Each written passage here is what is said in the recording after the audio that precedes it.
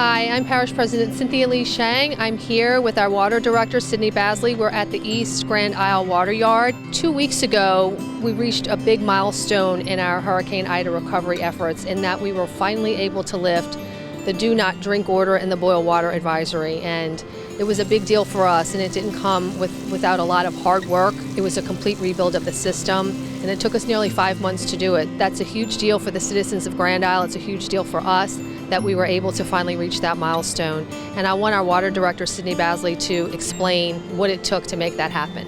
In late August, when Hurricane Ida hit, we had extensive damage for the water line going from Lafitte to Grand Isle. Extensive damages extending to demolished platforms. The underwater infrastructure was also damaged tremendously.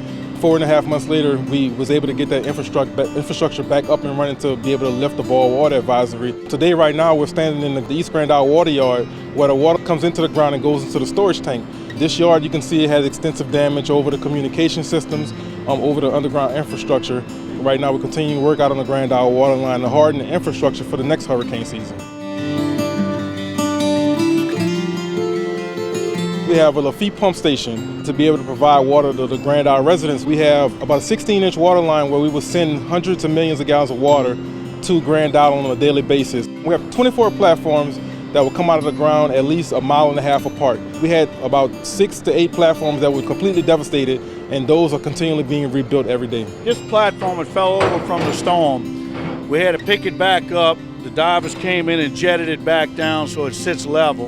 And now we're building all the new cribbing around it to hold it in place. And then once we build the cribbing all the way around it, we're gonna put new air release valves on it. The water comes from Lafitte and goes all the way to Grand Isle. It's 24 miles. It comes through the marsh. That's the only fresh potable water coming to Grand Isle. So if we don't have this working, there's no fresh water on Grand Isle. Jefferson Parish Water Department hasn't had this extensive damage ever. We were able to lift the boil water advisory, which means continually rebuilding for the Grand Isle, opening schools, opening restaurants, opening the community for them to be able to progress.